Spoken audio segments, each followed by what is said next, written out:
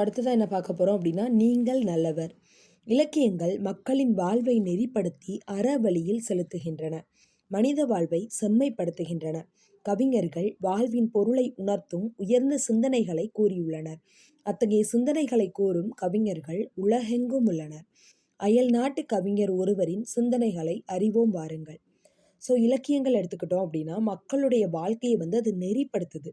அறவழியில் நம்மளை செல்றதுக்கு நம்மளை ஊக்கப்படுத்துது. மனித வாழ்வை செம்மைப்படுத்தி தர்றதும் இந்த இலக்கியங்கள் தான்.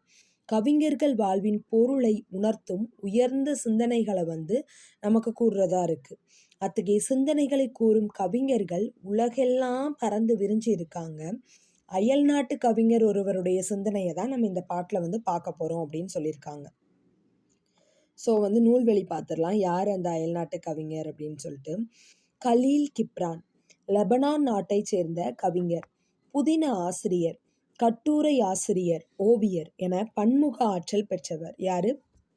கலீல் கிப்ரான் அப்படின்னு சொல்கிறோம். இவங்க எந்த நாடு அப்படின்னு பார்த்தோன்னா லெபனான் நாட்டை சார்ந்தவராக இருக்கார்.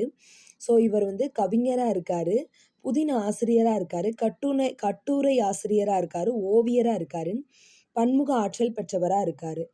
பாடப்பகுதி கவிஞர் புவியரசு மொழிபெயர்த்த தீர்க்கதரிசி எனும் நூலில் இடம்பெற்றுள்ளது. இந்த பாடல் பகுதி புவியரசு அப்படிங்கிற கவிஞர் மொழிபெயர்த்த தீர்க்கதரிசி அப்படிங்கிற பாடலில் இடம்பெற்றதாக இருக்குது அப்படின்னு சொல்லி முடிச்சிட்டாங்க. பாடலை பார்க்கலாம். வாழ்க்கை பின் திரும்பி செல்லாது, நேற்றுடன் ஒத்து போகாது. கொடுப்பவரின் பரிசுடன் அவருக்கு சமமாக எழுங்கள், சிறகுகளின் மீது எழுவது போல. உழைக்கும் போது நீங்கள் புல்லாங்குழலாகி விடுகிறீர்கள்.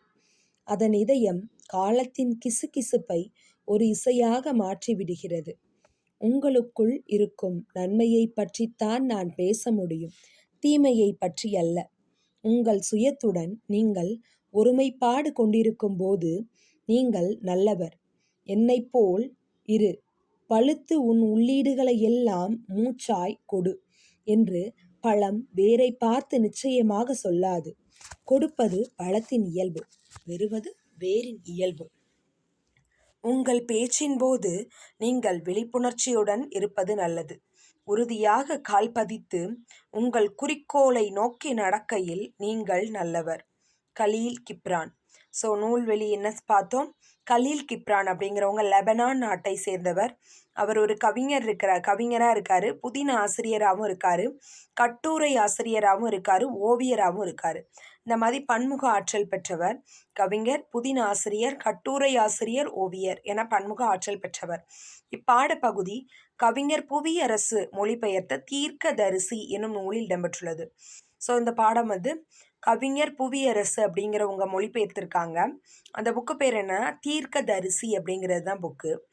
அந்த புக்கில் என்ன சொல்லியிருக்காங்க அப்படின்னு பார்த்தோம்னா, வாழ்க்கை பின் திரும்பி செல்லாது. நம்ம நேற்றைய நாளில் ஒன்றுமே உழைக்கலை, நம்மளுடைய குறிக்கோள் காண்டினா நம்மளால் பின்னாடி திரும்பி போக முடியுமா? போக முடியாது.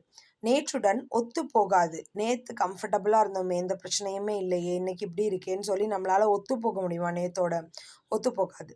கொடுப்பவரின் பரிசுடன் அவருக்கு சமமாக எழுங்கள், சிறகுகளின் மீது எழுவது போல.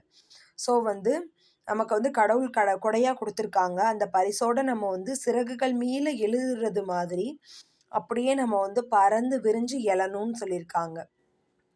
உழைக்கும் போது நீங்கள் புல்லாங்குழலாகி விடுகிறீர்கள். அதன் இதயம் காலத்தின் கிசுகிசுப்பை ஒரு இசையாக மாற்றி விடுகிறது. நம்ம இப்போ வேர்வை சிந்தி உழைக்கிறோம் அப்படின்னா ஒரு புல்லாங்குழல் மாதிரி இருக்கோமா. புல்லாங்குழல் இசைக்கமிச்சில் அதன் இதயம் காலத்தின் கிசுகிசுப்பை ஒரு இசையாக மாற்றி தருது.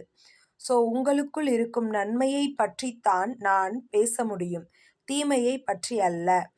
நமக்குள்ள இருக்கக்கூடிய நன்மையை பற்றி மட்டும்தான் நம்ம பேச முடியும், தீமையை பற்றி நம்மளால் பேச முடியாது அப்படின்னு சொல்லிட்டாங்க. உங்கள் சுயத்துடன் நீங்கள் ஒருமைப்பாடு கொண்டிருக்கும் போது நீங்கள் நல்லவர். என்னை போல் இரு, பழுத்து உன் உள்ளீடுகளை எல்லாம் முழுசாய் கொடு என்று பழம் வேரை பார்த்து நிச்சயமாக சொல்லாது. நம்ம உங்கள் சுயத்துடன் நீங்கள் ஒருமைப்பாடு கொண்டிருக்கும் போது நீங்கள் நல்லவர். நம்மளோட சுயத்தோட நம்ம வந்து இருக்கோம், நடிக்கலை அப்படின்னா நம்ம வந்து நல்லவங்க. என்னை போல் இரு, பழுத்து உன் உள்ளீடுகளை எல்லாம் முழுசாய் கொடு அப்படின்னு பழம் வந்து வேரை பார்த்து சொல்ல முடியாது. எப்படி பழுத்து அது மற்றவங்க வாயில போய் சுவைக்க இனிப்பா இருக்கோ அதே மாதிரி வேற இருக்கணும் அப்படின்னு வேற பார்த்து பழம் கேட்க முடியாது இல்லையா? அதே மாதிரி கொடுப்பது பழத்தின் இயல்பு, பெறுவது வேரின் இயல்பு. ஸோ கொடுக்கறது வந்து பழத்தோட இயல்பு. அதை வந்து பெறுறது தண்ணியை எப்படி பெற்றுக்கிறதோ அது வந்து வேரின் இயல்பு. உங்கள் பேச்சின் போது நீங்கள் விழிப்புணர்ச்சியுடன் இருப்பது நல்லது. உறுதியாக கால் பதித்து உங்கள் குறிக்கோளை நோக்கி நடக்கையில் நீங்கள் நல்லவர்கள். ஸோ வந்து ஒரு காலடி தடமும் பதிய நம்ம வந்து நடக்கணும். நம்மளுடைய குறிக்கோளை நோக்கி மட்டும்தான் நம்ம வந்து நடக்கணும். அப்படி நடந்தோன்னா நம்ம வந்து நல்லவங்க அப்படின்னு சொல்லி கலீல் கிப்ரான் சொல்கிறாங்க. ஸோ ரொம்பவே அருமையாக இருக்கிற பாட்டு. சுயம் அப்படின்னா என்னது? நம்மளோட சுய வெளிப்பாடு, சுயம், தனித்தன்மை. உள்ளீடுகள், உள்ளே இருப்பது. உள்ளீடுகள்னா என்னது? உள்ளே இருப்பது. ஸோ அந்த கலீல் கிப்ரான் லெபனான் நாட்டை சேர்ந்தவர், கவிஞர், புதின ஆசிரியர், கட்டுரை ஆசிரியர், ஓவியர். இந்த பாடப்பகுதியை வந்து கவிஞர் புவியரசு நமக்கு மொழிபெயர்த்து கொடுத்துருக்காங்க. என்ன புக்கில் அப்படின்னா தீர்க்கதரிசி அப்படிங்கிற புக்கில். பரிசு பெறும்போது நம் மனநிலை மகிழ்ச்சியாக இருக்கும். பரிசு பெறுறோன்னா நம்மளுடைய மனநிலை எப்படி இருக்கும்? நிச்சயமாக மகிழ்ச்சியாக தான் இருக்கும் இல்லையா? வாழ்வில் உயர கடினமாக உழைக்க வேண்டும். ஸோ வாழ்க்கையில் வந்து நம்ம உயரணும் அப்படின்னா நம்ம வந்து கடினமாக உழைக்க வேண்டும் அப்படின்னு சொல்லியிருக்காங்க. ஸோ அவ்வளோதான். இதோட இந்த பாட்டு வந்து முடியுது. ஸோ ஒரு வாட்டி ரிவைஸ் பண்ணலாம் அப்படின்னு பார்த்தாலும் இதில் வந்து நம்ம கலீல் கிப்ரான் லெபனான் நாடு, அதை கவிஞர் புவியரசு தீர்க்கதரிசி அப்படிங்கிற புக்கில் நமக்கு மொழிபெயர்த்து கொடுத்துருக்காங்க அப்படிங்கிறத மட்டும் தான் நம்ம ஞாபகம் வைக்கணும். Thank you friends.